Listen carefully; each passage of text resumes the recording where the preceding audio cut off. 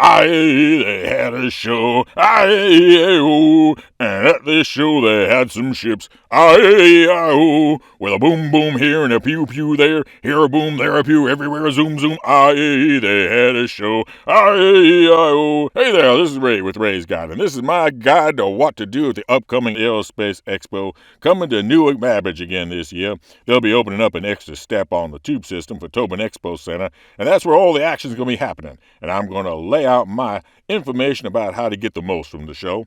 To start with, approach the IAE as a learning experience. This is your chance to get up close and get your hands on ships that you haven't flown yet, because you are going to want to have a mental map of pretty much every ship, because even if you're never going to own one yourself, you're likely going to find yourself someday as a crew or part of a boarding action in one.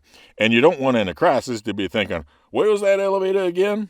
And it's also the time to try out new skills. Never done gem mining? Get a rocket and nomad on day 7 and give it a whirl. Never done asteroid mining? Grab a prospector on day 9 and head out for a day at the Aeron Halo. Need a chance to hone your bombing ability, or perhaps see what's still left of a Cyclone at the receiving end of your bombing ability? The Crusader A2 will be available on day 5, along with everything tumble. Want to spend a day in a luxury ship? Do it for free on day 6.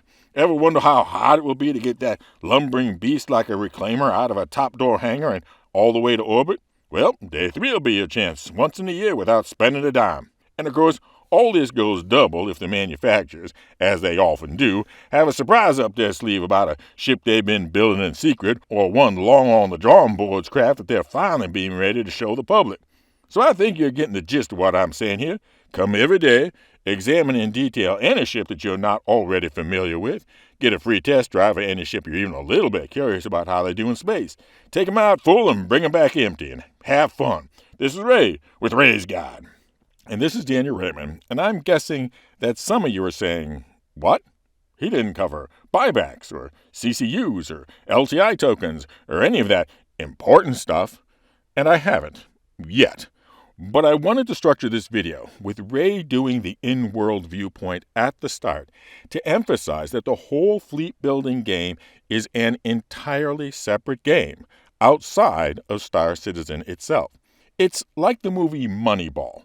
They are playing a game there, but it wasn't baseball. It was about baseball and affected the baseball, but it was not playing baseball. Not in the slightest. And so the fleet building game is like Moneyball, particularly the money part. In fact, you can regard the fleet buying game as not only not playing Star Citizen, but actually bypassing playing Star Citizen. Because what is the core story of Star Citizen? It's that you've just left the service with a basic craft and some small savings, and you're trying to build that into a fortune in the game. But play the fleet buying game, and it is more like you have just left the service and inherited your rich uncle's massive private fleet. It's a different game when viewed that way, isn't it? But you may have your reasons for wanting to change the game in that way.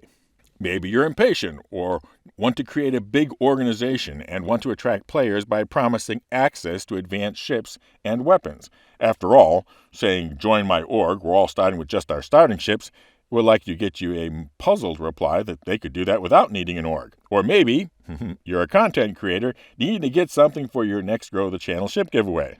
Grin. But as others have pointed out, the fleet buying game is CIG's most fully developed gameplay loop, and CIG relies on ship sales for a big part of the money for the project going forward. So the marketing team is going all out to make sure that you feel that you really need to be both playing and winning the fleet buying game. And they will be using all their best tools, flashy videos, compelling concept art, and 2 of their most powerful tools, artificial scarcity and fear of missing out.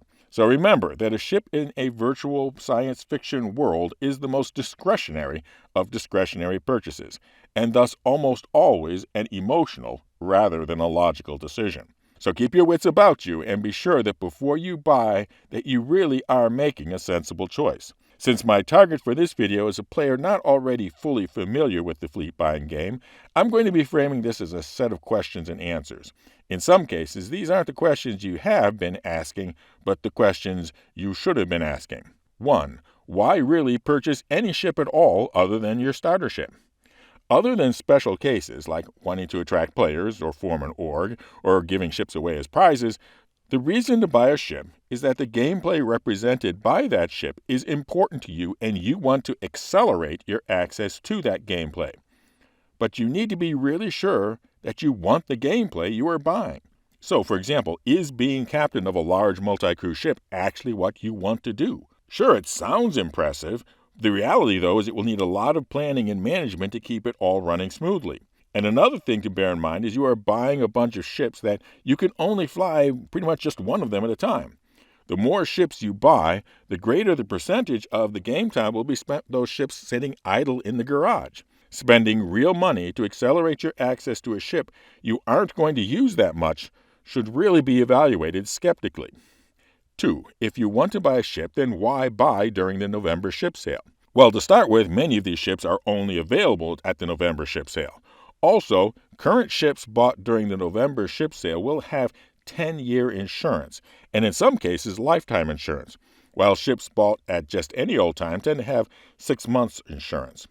While there can be a lot of serious discussion about whether there is a practical difference between 10-year and lifetime insurance, there is definitely a difference between 6-month and 10-year insurance. 3. Is there any reason to buy that brand new concept ship?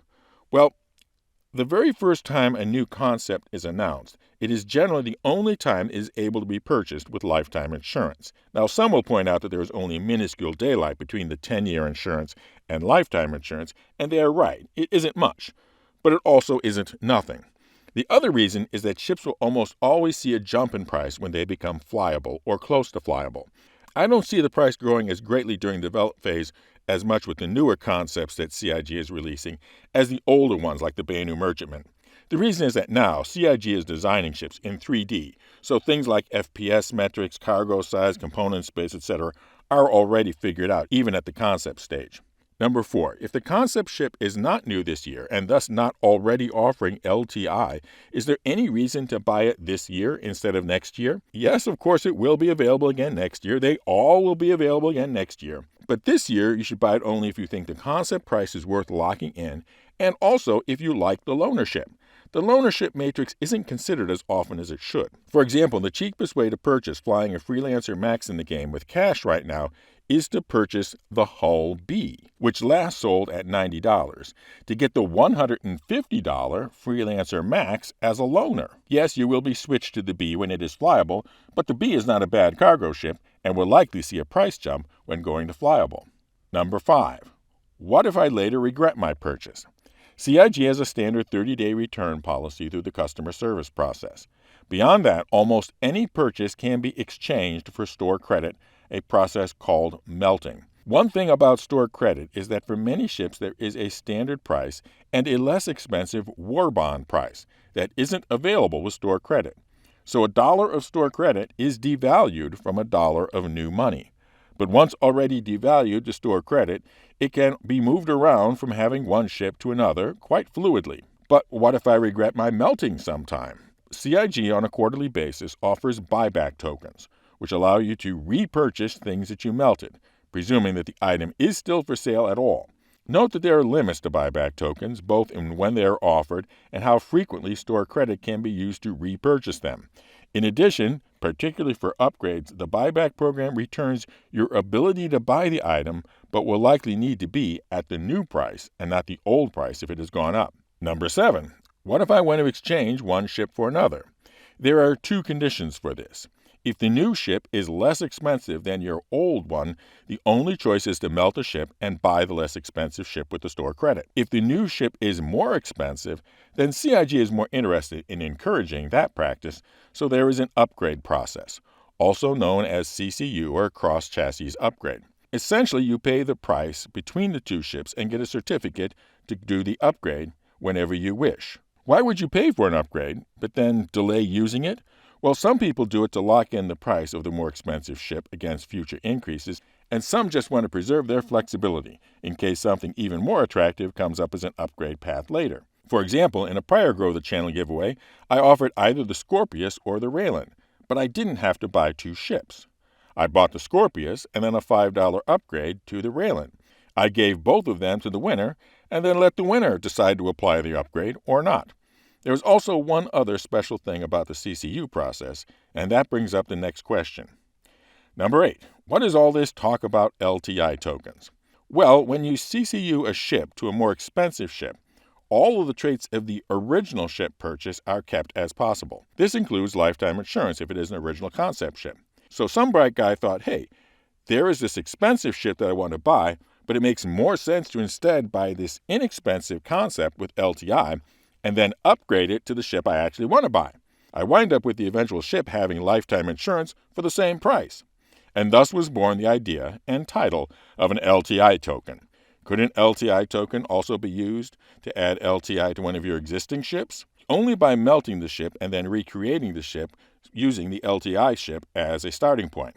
CIG often puts up a ship that will be seen as an LTI token on the first day of the sale as an enticement. For this year, since Anvil is day 1, I'm presuming that it will be the rumored Anvil Spartan, an armored personnel carrier version of the Ballista, which, since it would be missing the heavy weaponry, would likely be a lot less expensive than the $120 initial concept sale of the Ballista, which puts it right in the range of what people would call an LTI token.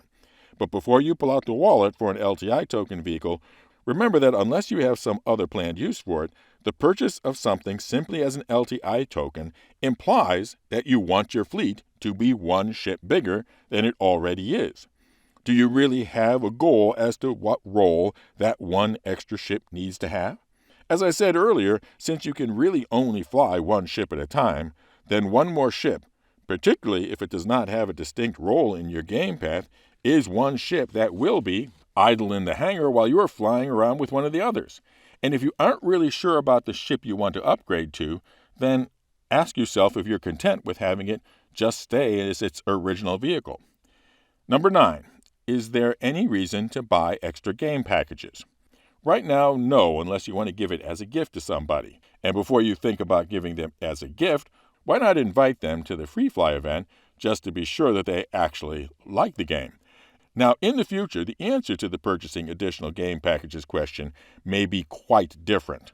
CIG has suggested that in the future you will be able to have the additional game packages fly on your ship with you as NPC crew under AI control, and that you will be able to switch, possibly on the fly, from playing one of them to playing the other.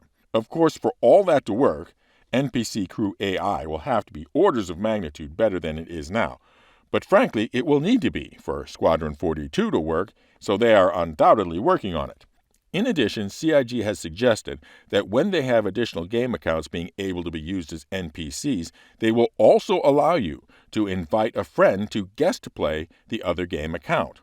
But all that is well into the future, so there doesn't really seem to be a reason to stockpile game accounts now. But if you buy a large multi-crew ship now, realize that you may need to be buying a bunch of extra game accounts for the playable NPC crew for it later. Number 10. Is there a reason to play the limited ship game? For the really large ships, CIG marketing turns the artificial scarcity and FOMO factor to 11 by having ships for which only a very few are available, period, and a very specific schedule at which they are made publicly available, forcing those that want those ships to watch their clocks and hit the refresh button over and over again to grab them when they arrive. Which, since the player has to spend so much effort on making it so they can buy that limited ship, it gives them less opportunity to really think about whether they should, including the question of whether you actually want the responsibility and management that goes with leading a large team of players. So before you start poking at the F5 key to get your opportunity to buy a cap ship, think about what economists call the opportunity cost. In other words, what else could you have done with that same money, including just saving it? Only if you have concluded that it is the best use of your money should you join the F5 race.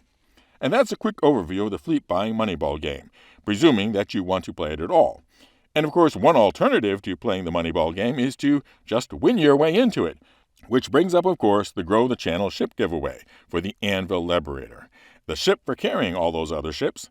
As of recording, we are 6% towards the membership goal and 34% towards the subscriber goal to get one lucky subscriber that shipping ship. One entry per video, members are entered automatically. Otherwise, just be a subscriber and comment with the secret word. And the secret word for this video is the name of the movie that I compared the fleet buying game to. Fly safe, keep it real, and I'll see you in the verse. This is Daniel Raymond for Ray's Guide.